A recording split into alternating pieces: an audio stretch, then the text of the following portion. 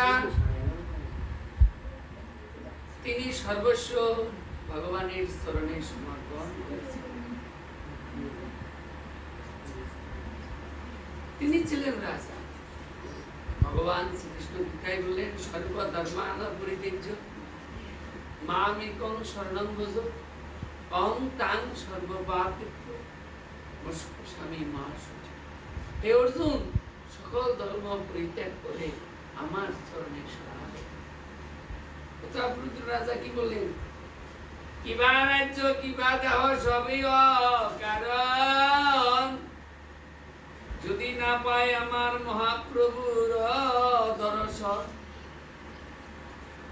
পশু পাখি কীট পতঙ্গ আর মানব জন্ম সকল জন্মের সার, এই জন্য হলো শুধু সাধনা। আজকে প্রতাপরুদ্র রাজা বললেন, যদি আমি মহাপ্রভুর দর্শন না পাই, এই রাজ্যের কি দরকার, আর এই দেহটার দরকার নেই, আমি দেখছি। এইটা হলো কান্তা, এটা হলো শরণাগতি লক্ষ্য। তাই আজকে ব্রাহ্মণী মা, তার অল্প বয়স 26 বছর বয়স, এখন তার স্বামী দেহ রাখে। তার স্বামী ভিক্ষা করে ভগবানের সেবা করতেন। তিনি আজকে মনে চিন্তা করলেন যে আমার সৌভাগ্য কি, আজকে আমি স্বামীর সেবা করলাম, আমার সামনে দিয়ে স্বামী ভগবানের ধামে চলে গেল। ভগবানের নাম করতে করতে আমি স্বামীকে নাম শুনাইলাম, আমি উচ্চেশ্বরে কীর্তন করলাম, আর স্বামী সেই কীর্তন শ্রবণ করতে করতে ভগবানের নাম প্রাপ্তি। আজকে আমি যদি আগে চলে যেতাম, তাহলে আমার স্বামী পরম ভক্ত ছিল, স্বামীর সেবাটা আমি তো করতে পারতাম। যাই হোক, হে ভগবান, তুমি যা করো মঙ্গল। তখন মা চিন্তা করলো, আমার শ্বশুর মশাই তিনি ব্রাহ্মণ বৈষ্ণব ছিল, তিনি ভিক্ষা করে রান্না করে গোবিন্দের সেবা করতেন। আমার স্বামী সেও ভিক্ষা করে ভগবানের সেবা করতেন। এখন আমি আছি, আজকে আমার একটা ছোট বাচ্চা আছে, বাচ্চার বয়স 10। তাই তিনি মনে স্থির করলেন, আমিও ভিক্ষা করি। ভিক্ষা অন্য ভগবান ভালোবাসে। তাই আজকে তিনি মনে মনে স্থির করলেন, আমি সাদা কাপড় ধারণ করব। কাপড় কিন্তু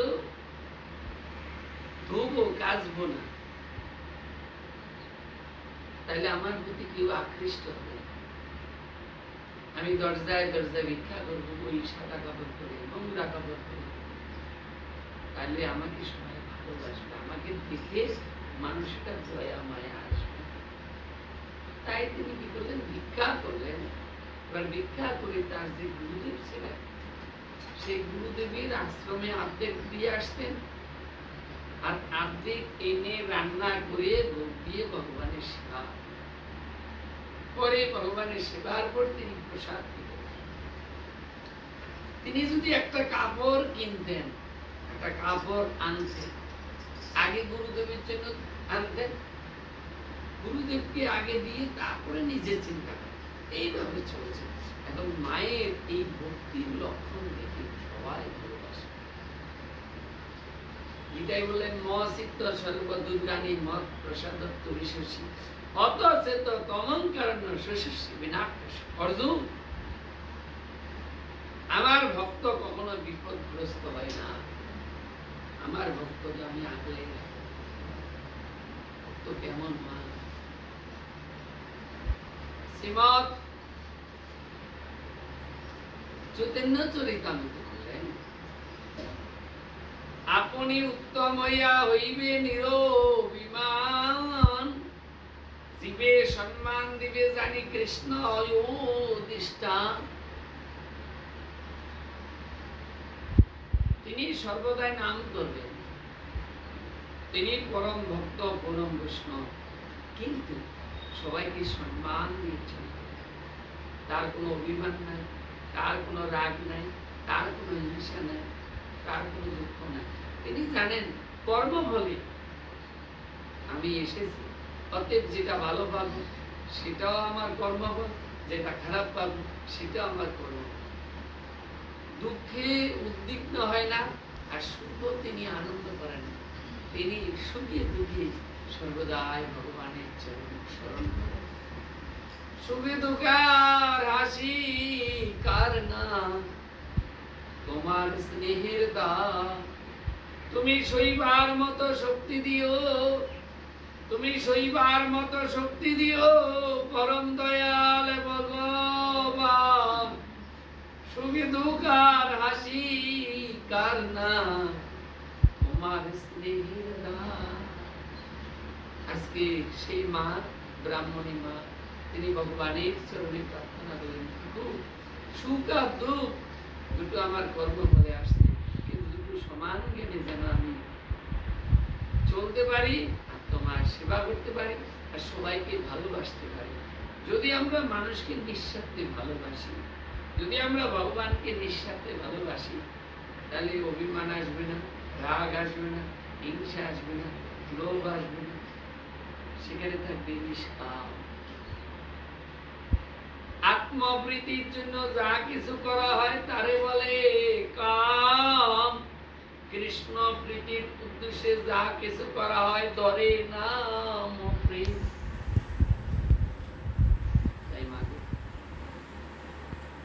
যিনি নিজে চিন্তা করেন না, যিনি জীবকে উদ্ধার করবার চিন্তা করেন, চলে বলে কলে কৌশলে এই প্রেম ভক্তি জীবকে দিয়ে দেন, তিনি হল কি সাধু।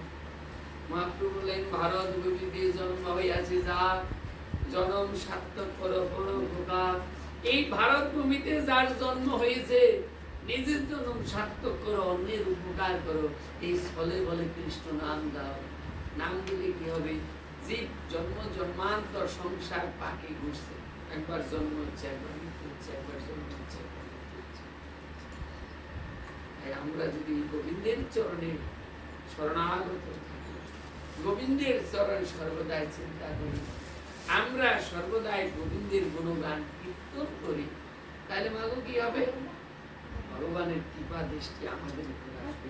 আজকে ওই মা, ব্রাহ্মণী মা, তিনি ভিক্ষা করছেন, ভিক্ষা করে অর্ধেক যা পায় ভিক্ষার চাল, সেটা গুরুদেবের আশ্রমে দিয়ে আসে, যা কিছু করে আগে গুরু, আর অর্ধেক দিয়ে তিনি এই ভগবানের সেবা করেন।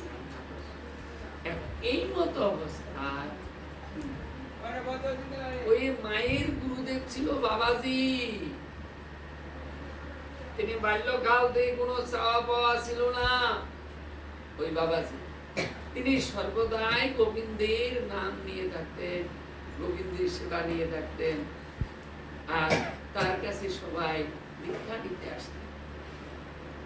এখন যখনই দীক্ষা নিতে আসতেন, তখনই তিনি বুঝাইতেন, দেখো বাবা, প্রতিদিন জপান্নিক করবে, আর যারা কাছাকাছি আছো, সকালবেলায় গীতা পাঠ হয়, বিকালবেলায় ভাগবত পাঠ হয়, এই ভাগবত পাঠ শ্রবণ করবে।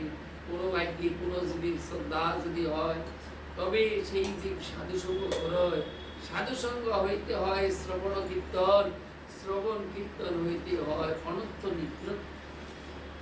কোনো বাক্যে কোনো জীবের যদি শ্রদ্ধা হয়, তখন সেই জীব সাধুসঙ্গ করে, আর সাধুর মুখে হরিকথা শ্রবণ করলে তার চিত্ত শুদ্ধ হয়, তখন হরির নামে নিতে যায়, হরির নামে জীবনটা দিয়ে দেয়, হরির নামে ভাসিয়ে দেয়।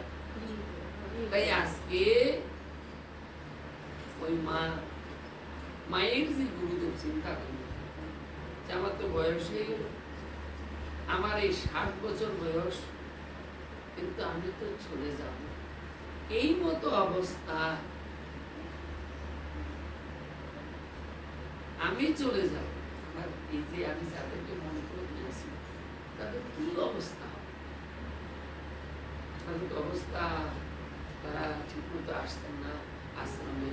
বলেছি সকাল বিকাল আসতে, কেউই আসে না। যারা দূরের থেকে দীক্ষা নিয়েছে তাদেরকে বলেছে মাসে 2 বার আসে, মাসে 2 বার এসে এই ভাগবত পাঠ শ্রবণ করবে, প্রসাদ পাবে, আশ্রমের সেবা পূজা করবে। কিন্তু কেউই আসছে না, সেবা পুজো করছে না, পাঠও শুনছে না। এই বাবাজি চিন্তা করলেন, মনে স্থির করলেন, তাহলে এক কাজ করতে হবে, মাঠের মধ্যে একটা প্যান্ডেল করে সবাই নিমন্ত্রণ। মায়ের গুরুদেব এই চিন্তা ভাবনা করে এবার মাঠের মধ্যে প্যান্ডেল করলেন, করে সব জায়গায় জানিয়ে দিলেন মাসের প্রথম দিনে সারাদিন গীতা পাঠ, ভাগবত পাঠ হবে, দুপুর বেলায় রাজভোগ হবে, সবাই প্রসাদ পাবে, আর সকালবেলা এসে টিফিনের ব্যবস্থা আছে। আমরা করি হতো জিত, আমাদেরকে যদি লোক না দেখায় তাহলে কিন্তু আমরা যাই। তাই সকালবেলায় সেবার ব্যবস্থা আছে, আর দুপুর বেলায় ভোগ আছে, কিন্তু যারা আসবে কেউ যেতে পারবে। আর যে আমার প্রকৃত শিষ্য সে আসবে, যে শিষ্য না সে আসবে। এই তো গুরুদেব চারিদিকে প্রচার করে দিলেন।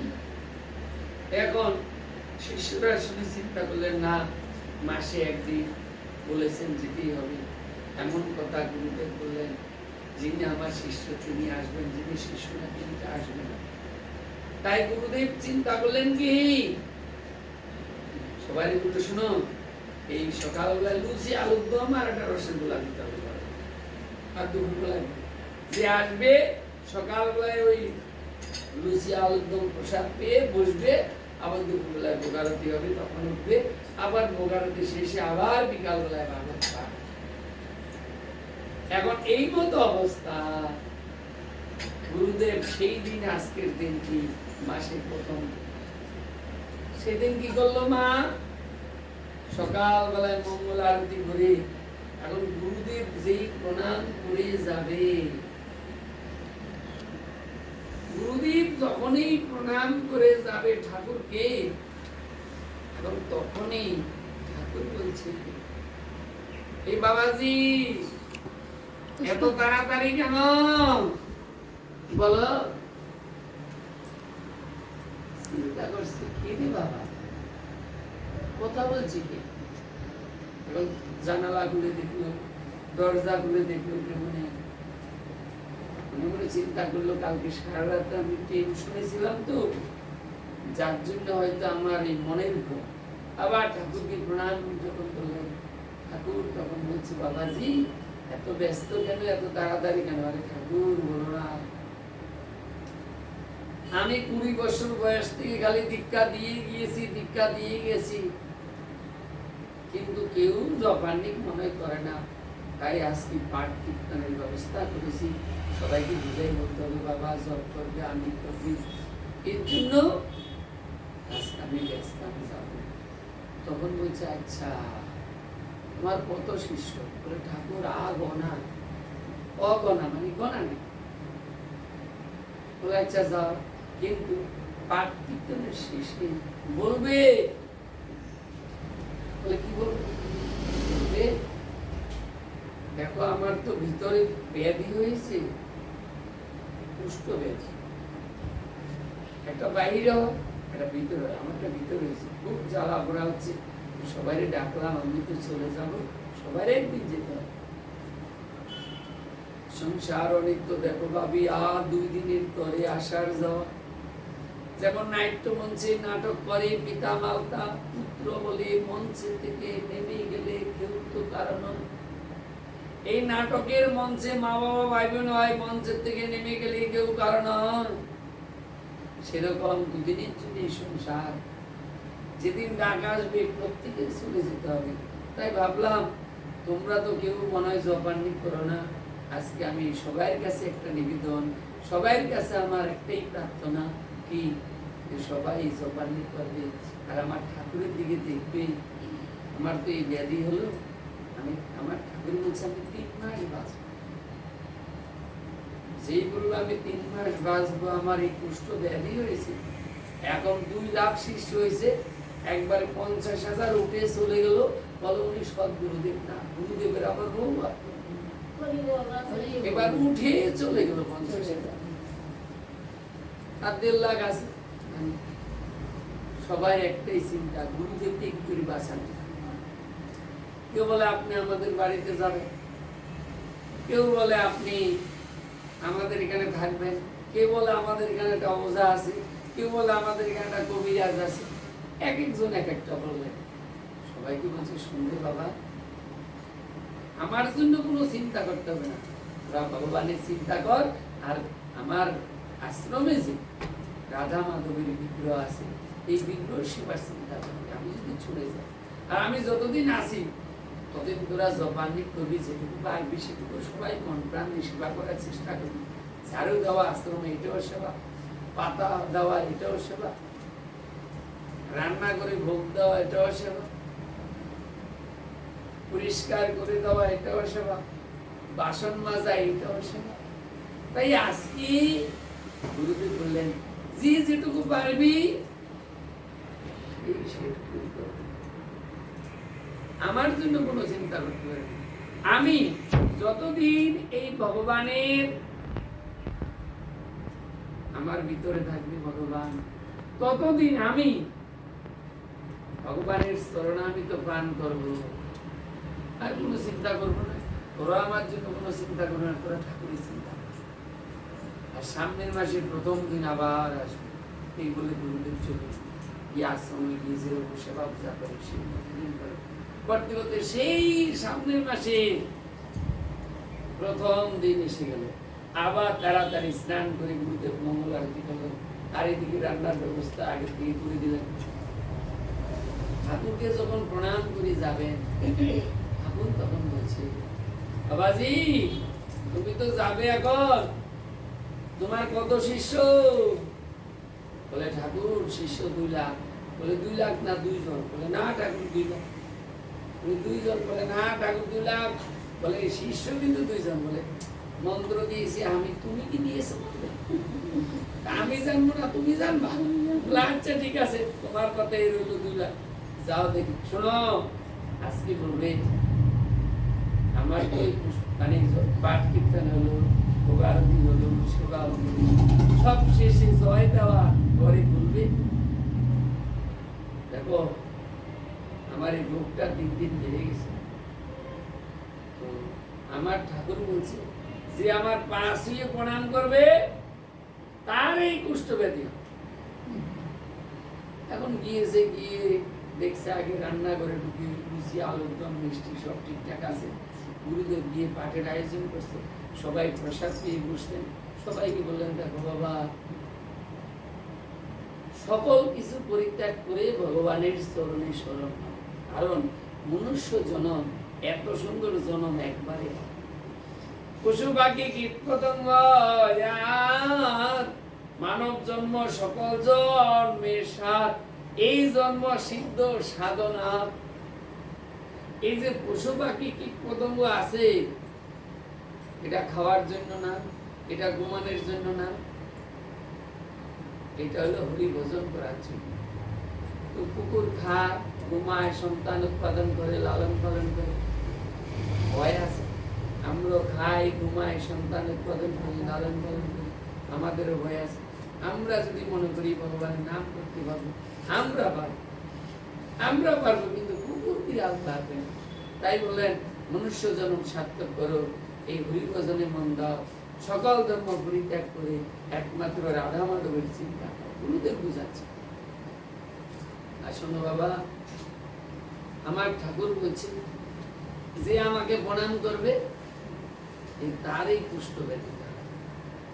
এই কথা যখন বলছে সবার মুখ টুক শুকিয়ে যাচ্ছে। আমাদের বাড়িতে স্বামী আছে, ছেলে আছে, মেয়ে আছে, নাতি আছে, নাতনি আছে, এত তাড়াতাড়ি আমরা চলে যাবো? চা এতদিন গুরুদেবকে প্রণাম করছি, আর একটু প্রণাম করা যাবে না? সব উঠে চলে গেছে, সব উঠে চলে গেছে। তুমি কিন্তু আমার দিকে তাকাবা, কোনো দিকে তাকাবা না। সব উঠে চলে গেছে। কেন? শুনলে তো আমার কুষ্ঠ ব্যাধি হবে, গুরুদেবের কুষ্ঠ ব্যাধি সব চলে গেছে। গুরুদেব চলে গেল, গিয়ে আবার রাধা মাধবের সেবা পূজা যেরকম করছে সেরকমই করছে। আর শেষে আসার সময় ওই ভাগবত পাঠের শেষে বলেছে, বাবা আমি তো আর বেশি দিন নাই, তো সামনের মাসে আবার প্রথম দিন আবার পাঠ হবে, সেই দিনে তো শেষ, আর তো কারোর সাথে দেখা হবে না। গুরুদেব আশ্রমে আসলেন বলে সেবা পূজা যেরকম করছে সেরকম করতে করতে করতে করতে সেই সামনের মাসে প্রথম দিন আসছে।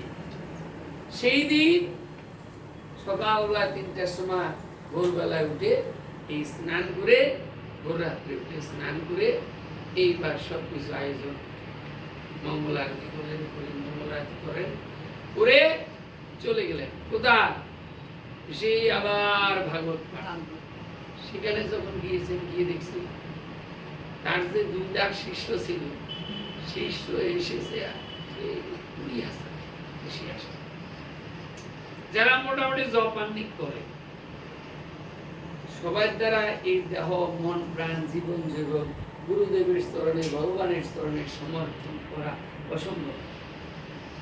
ওই জন্মান্তরে যদি স্বীকৃতি থাকে, গীতায় বললেন 4 রকমের ভক্ত আছে। 4 রকমের ভক্ত কারা? আত্ম অত্যাত্মী, জিজ্ঞাসু, জ্ঞানী। আত্ম মানে ইন্দ্রিয় তৃপ্তির জন্য ভগবানকে ডাকে, আত্মরক্ষাতে বিপদে পড়ি ভগবানকে ডাকে। তারপরে অর্থার্থী, ধন সেচনের জন্য ভগবানের ডাকে, টাকা পয়সা আছে। জিজ্ঞাসু, একরকম ভক্ত আছে তারা শুধু জিজ্ঞাসাই করে, জিজ্ঞাসা প্রশ্ন তাদের এইভাবে চলছে। আর জ্ঞানী, জ্ঞানী ভক্ত হলো ভগবানের শ্রেষ্ঠ। তারা জ্ঞানের দ্বারাই বুঝেছে সংসার অনিত্য, মরণ সত্য, আর সত্য হরির নাম, হরি হরি বল, সাধুর সাথে চলো, ভালো হবে আমার পরিণাম। তাই তারা এই সংসারে কোনো কিছু আসক্তি নাই, মোহ নাই, তাদের সর্বদাই হলো কৃষ্ণ নাম।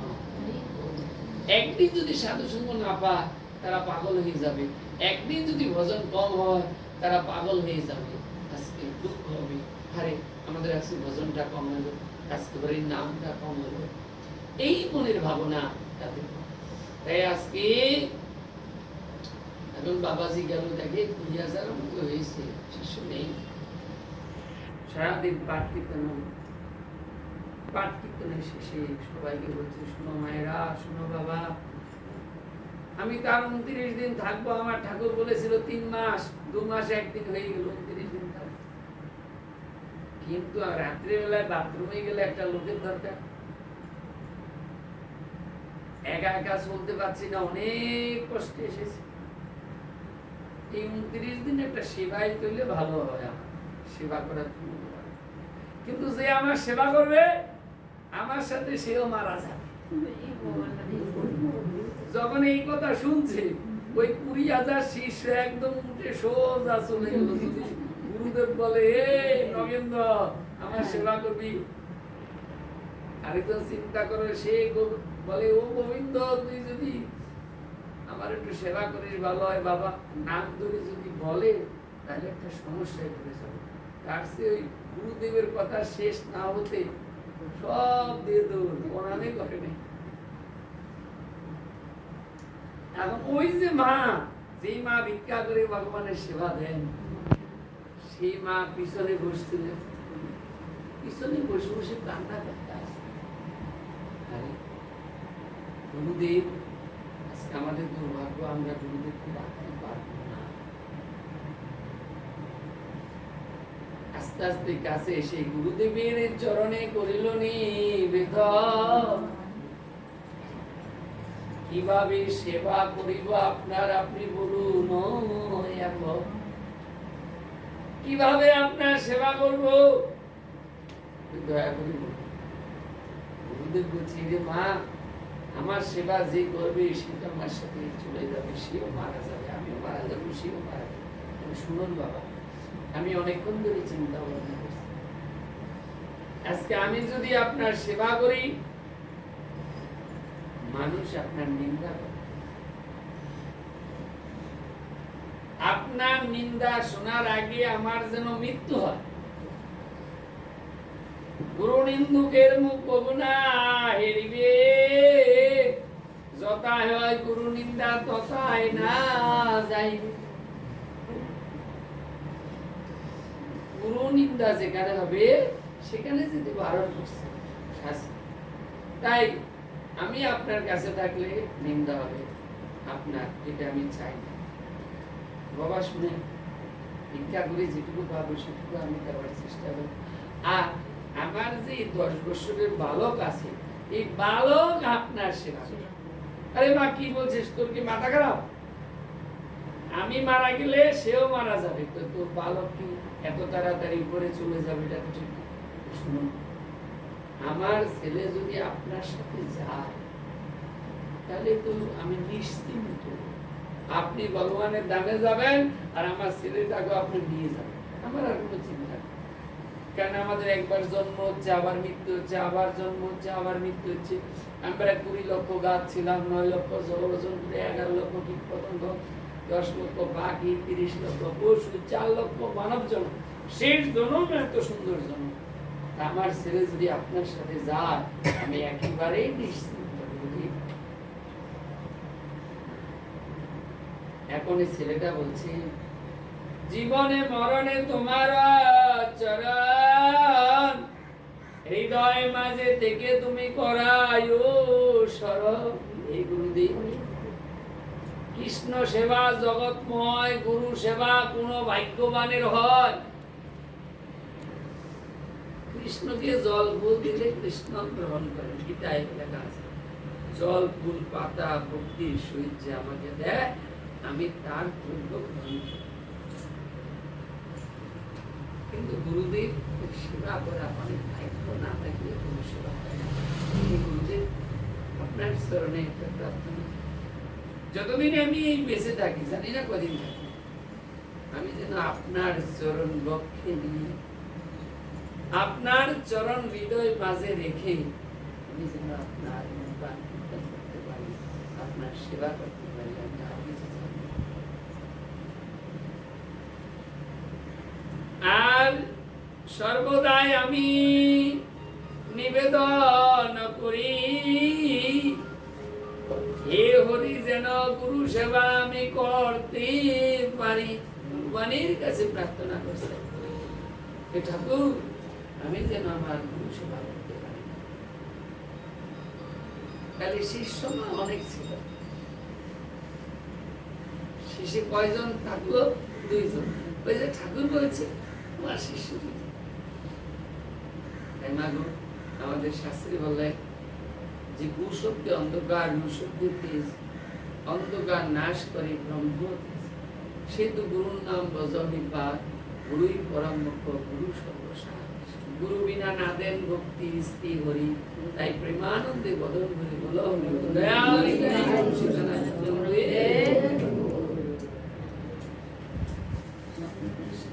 একজন গুরুদেব, তার অনেক শিষ্য আছে। এখন এই মতো অবস্থা, সকল শিষ্যকে তিনি সমান দেখেন, তার মধ্যে যিনি কথা শুনেন তাকে বেশি ডাকেন। এই মতো অবস্থায় গুরুদেব তিনি সবাইকে যে সমান দেখেন, এটা সবাই মেনে নিতে পারছে না। বলে ওকে সর্বদা ডাকে, ওকে কাছে আনে, ওকে আদর করে, ওকে ভালোবাসে। এখন গুরুদেব যদি বলে বাবা যা তো বাজারে, যা বিকাল বেলায় সেবা দেবো, 50 টাকার মিষ্টি নিয়ে ওই আর গুলো বলে কি গুরুদেব এখন বেলা 2টা বাজে, এখন দোকান খোলা নেই, তার মানে ও যাবে। কাউকে বলে যা ফুল নিয়ে আয়, বিকাল বেলায় আরতি করবে, এখন ফুল নাই, বলে ওই ওনার ফুল বাসি, ওনার ফুল আনা যাবে, মানে এখন যাবে। আর ওই যে একটা সরল ছেলে আছে, ওকে বলা মাত্রই দৌড় মারে, বলা মাত্রই দৌড় মারে। তুই যখন আসে গুরুদেব একটু আদর করে, যখন আদর করে অন্য শিষ্যরা সেটা সহ্য করতে পারে। গুরুদেব একদিন বলছে, শোনো আগামী মঙ্গলবার, আমি আজকে মঙ্গলবার, আগামী মঙ্গলবার কিন্তু আমি দেহরা, সবাই আসবে, আমার যা আছে সব তো তোমার, আমি তো সংসার করিনি, যে যার মতো নিয়ে নিবে, যার যা লাগবে সব নিয়ে যাবে। আগামী মঙ্গলবার আছে, এইবার সবাই এসছে, কারণ কেউ কাশের তালা, কেউ সোনা, কেউ বাটি, কেউ ঘটি, যে যার মতো উড়াচ্ছে আর সব বস্তা করছে। কিন্তু ওই যে সরল শিশু, সে চুপচাপ এক কোণে বসে গুরুদেবের চরণে প্রার্থনা করছে, এই জন্মে না জন্ম জন্মান্তরে তোমার চরণ তলে যেন স্থান পাই, কৃপা করিবে আমারে। এই জন্মে নয়, জন্ম জন্মান্তর আমি যেন তোমার চরণে আশ্রয় পাই, তোমার চরণে স্থান পাই। হে গুরুদেব, তুমি কৃপা করো। তো দূরে বসে গেল ছেলেটা, কেঁদেই যাচ্ছে, কেঁদেই যাচ্ছে, কেঁদেই যাচ্ছে। আর যারা আছে তারা খালি ভাগ করতে আছে, জিনিস ব্যাগে করতে আছে, জিনিস নিচ্ছে ব্যাগে করছে। গুরুদেব বলছে, সবাই তো সব মিল, কিছু তো নেই। ডাকছে, হে গোবিন্দ বাবা, সবাই তো সব মিল, তোরে তো কিছু দিতে পারলাম না, আমার দুর্ভাগ্য। গুরুদেব, কিছু দরকার নেই, জন্ম জন্মান্তর শুধু তোমার ওই কমল চরণ আমি করতে পারি যেন তোমার চরণ সেবন। এই জন্মে নয়, জন্ম জন্মান্তর যেন আমি তোমার চরণ সেবা করতে পারি, আমি আর কিছু চাই না। তখন বলছে, শোনো, আমি সবাইকে তো সব দিলাম, সব চোখের সামনে বার করে নিলাম, তোরে তো কিছু দিতে পারিনি বাবা, কিছু দরকার নেই, আপনার চরণ আমি স্মরণ করে চলবো, এই চরণ যেন স্মরণ থাকে। তখন বলছে, শোন, সামনের জন্মে ভগবানের গুরুদেব হবি তুই, যা, আমি আশীর্বাদ করলাম, তাই মাগো, ভগবান শ্রীকৃষ্ণের গুরুদেব হল শান্তি গুরু। সেই গুরুদেবের প্রিয় সরল শিষ্য তিনি কি হলেন? তিনি শান্তিপুনি মুনির কাছে ভগবান শ্রীকৃষ্ণ গিয়েছিল, সেই ছেলেটা হলো শান্তিপুনি মুনি, তার কাছে গিয়ে শিক্ষা অধ্যয়ন করেছিলেন। আমাদের গীতায় বলল, তদ্বিধি প্রতিপাদেন কুড়ি প্রশ্ন শিবরা উপদেক্ষণ দিতে জ্ঞানং জ্ঞানীনং তত প্রশ্ন। এর অর্জন তুমি সৎ গুরুদেব করো। সৎ গুরুদেব তিনি সংসার করবেন না, তিনি বিবাহ করবেন না, তিনি নামে প্রেমে মত্ত থাকবেন।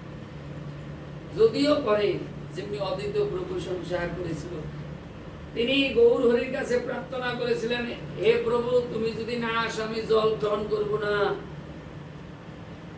শিবাস ঠাকুর সংসারে ছিল, তার পুত্র মারা গেল, বলল, কলরব শুনে যদি প্রভুর বাহ্য হয় তবে আমি গঙ্গায় ডুবিব। এখন যদি তোমাদের এই কান্নাকাটি শুনে আমার মহাপ্রভুর কীর্তনে ব্যাঘাত ঘটে, তাহলে আমি গঙ্গায় ডুব দেব, উঠবো না। ঠাকুর শ্রী শ্রী রামকৃষ্ণ তিনি বলেছিলেন, মা শারদা বলেছিল, আমি মা হতে চাই। বলে, একজনের মা হবে না, জগতের মা হবে। তাই প্রেম ডগ মগ দিবস রজনী পাগল হইয়া নাচে রে, প্রভু যদি হেন জন ওরে আমার অবুধ মন রাবে চরণে শরণ লো। যিনি ভগবানের নামে থাকেন, যিনি ভগবানের এই অমৃত বাণী হরে কৃষ্ণ মহামন্ত্র নিঃস্বার্থে প্রচার করেন, তিনি গুরু। তাই বলেন, যিনি গুরু হবে তিনি সংসার করবেন না, যদিও করেন ওই অদ্বৈতের মতো নামে প্রেমী, শিবাসের মতো নামে প্রেমী মত থাকবেন, সংসারের দিকে তার লক্ষ্য থাকিবে না। আর তার টাকা পয়সা, বাড়ি গাড়ি, নারী, এগুলোর প্রতি আসক্তি থাকবে না। আর তিনি প্রসাদ বুঝি হবেন, ভগবানকে নিবেদন করে গ্রহণ করবেন, আর শিষ্যের মঙ্গল চিন্তা করবে। ওই যে গুরুদেব বললাম, মাসে একদিন ভাগবতের আয়োজন করেছিলেন, সবাইকে বুঝাইছিলেন, দেখো বাবা, এই মনুষ্য জন্ম সর্বশ্রেষ্ঠ জন্ম, এই জন্ম হলে ভগবানের নাম করার জন্য, অন্য কিছু জন্য। পশু পাখি তারাও সংসার করছে, আমরাও করছি, আমরা পারবো ভগবানের নাম করতে, তারা পারবে। তাই আজকে মাগো আমাদের শাস্ত্রী বললেন, জি গুরু করতে হলে গুরু করো জানি জল খাও জানি। গুরু সন্ন্যাসী না, গুরু ব্রহ্মচারী না, গুরু ব্রাহ্মণ নয়, গুরু শূদ্র নয়। যিনি কৃষ্ণ নামে বিভোর, যিনি কৃষ্ণকে ভালোবেসেছেন, যিনি কৃষ্ণের নামে সবকিছু সমর্পণ করেছেন, তিনি গুরু। কিবা বৃক্ষ, কিবা শূদ্র, কিবা সন্ন্যাসী হয়, যে কৃষ্ণ তত্ত্বব্রেতা সেই গুরুদেব হয়। যিনি গুরুদেব হবেন, জীবের সবসময় এই আকাঙ্ক্ষা, তার সাথে শিষ্যের সাথে সম্পর্ক থাকবে, শিষ্যকে কিভাবে এই সংসার থেকে উদ্ধার করবেন সেই চিন্তা মনের মধ্যে থাকবে। এই মা আমাদের উচিত আমরা আপন আপন গুরুদেবের আদেশ পালন করা। গুরু সেবা করা এই নয় যে রান্না করে কতগুলো গুরুদেবকে দিলাম, টাকা পয়সা গুরুদেবকে দিলাম। গুরু সেবা হইলে গুরুদেবের আদেশ পালন করা। আমাদের উচিত 3 বার সন্ধ্যা জপ করা, সকাল দুপুর সন্ধ্যা। কি করা? সন্ধ্যা করা। আগের দিনে বলতো সন্ধ্যা, এখন বলি আমরা আননি। সন্ধ্যা মানে সন্ধান করা। কার সন্ধান? ভগবানের। আমার ইষ্ট দেবতা। ইষ্ট দেবতাকে গুরুদেব যেই মন্ত্র কর্ণে দিলেন, বীজ মন্ত্র, এই মন্ত্র সার করা, এই মন্ত্র চিন্তা করা। গুরু মন্ত্র সার করো এইবার, ব্রজেতে হইবে বাস। গুরু মন্ত্র সার করো এইবার, ব্রজেতে হইবে বাস। এই তমগুণ যাবে, শতগুণ পাবে, হইবে কৃষ্ণের দাস। তাই আমরা যদি গুরু মন্ত্র সর্বদাই আন্বিত করতে পারি, সর্বদা স্মরণ করতে পারি। মহাপ্রভু বলেন হরে কৃষ্ণ কৃষ্ণ কৃষ্ণ হরে হরে, হরে রাম রাম রাম হরে হরে। প্রভু ভাই কহিলাম এই মহামন্ত্র, ইহা গিয়ে জপ করে করিয়া নিবৃত্ত, ইহা হইতে সর্বসিদ্ধি হইবে সবার, সর্বক্ষণ বলইতে বিধি নাই। এই নাম করো, এই নাম করতে কোনো বিধি নাই। যেই মন্ত্র বীজ মন্ত্র গুরুদেব কর্ণ দিলেও সেটা আন্বিত করবে ঠাকুরের সামনে। আর এই হরে কৃষ্ণ মহামন্ত্র এর কোনো বিচার নেই, যেখানে খুশি সেখানে। কি শয়নে, কি ভোজনে, কিংবা জাগরণে, অহর নিশি কৃষ্ণ ভজ বল বদনে। কি শয়নে, কি ভোজনে, কি জাগরণে নাম করো। এই নাম করলে নামে নামের কাছে নিয়ে যাবে। জন্য বললো নাম ভজ, নাম সিদ্ধ, নাম করো সার। নাম বিনা পুলিশ নামে চিন্তা করো, নামকে সার করো, নামকে বান্ধব করো, নামকে ভালোবাসো। এটা আমাদের গুরুদেবের আজ্ঞা এবং গুরুদেবের নির্দেশে চলো। এই সাধু কি বলছে, ওই সাধু কি বলছে, এক এক গুরুদেবের এক এক রকম তার বাণী। প্রত্যেকের উদ্দেশ্য কি একটাই, ভগবান দর্শন। কিন্তু আমার গুরুদেব যে যা বলেছে, মন্ত্র মূলম গুরুর বাক্য। গুরুদেব যেটা বলবে সেটাই মন্ত্র। আমার গুরুদেব যেটা বলছে সেভাবে আমরা চলব। আবার অন্য আরেকজনের গুরুদেব যেটা বলছে তারা সেইভাবে চলবে। আমাদের গুরুদেব বলছে যে এই নিয়ম সবার মাসে অভিসন্ন গ্রহণ করবে, সর্বদাই ভগবানের নাম করবে, সকাল সন্ধ্যা দুপুর 3 বেলা আরতি করবে, আরতি দর্শন করবে, দীপদান করবে, সাধু সঙ্গ করবে, সকাল বিকাল গীতা ভাগবত এই পাঠ করবে, সর্বদাই ভগবানের চিন্তা করবে। এই 1 মাস দিয়ে অভ্যাস করো, এই অভ্যাসে 11 মাস অভ্যাসে পরিণত হবে। আর সারা দেহের খুঁটি নাটি জেরে ফেলো ময়লা মাটি, এই দেহ করো খাটি, সঙ্গের সাথে আছে ভগবান। কে কি করছে দেখার দরকার নেই। সবাই ভগবানের দাস, সবাই ভগবানের ভক্ত, সবাইকে ভালোবাসো, সবাইকে সাথে নিয়ে চলো। এটাই আমাদের গুরুদেব আদেশ করছে। তাই আমরা গুরুর আজ্ঞা পালন করি। আমার গুরুদেব যা বলছে সেটা আমরা করার চেষ্টা করব। এখন আমরা ভগবানের নাম গুণগান কীর্তন করব। এইখানে রইল গ্রন্থ অমৃত লহরী, প্রেমানন্দে কদম করে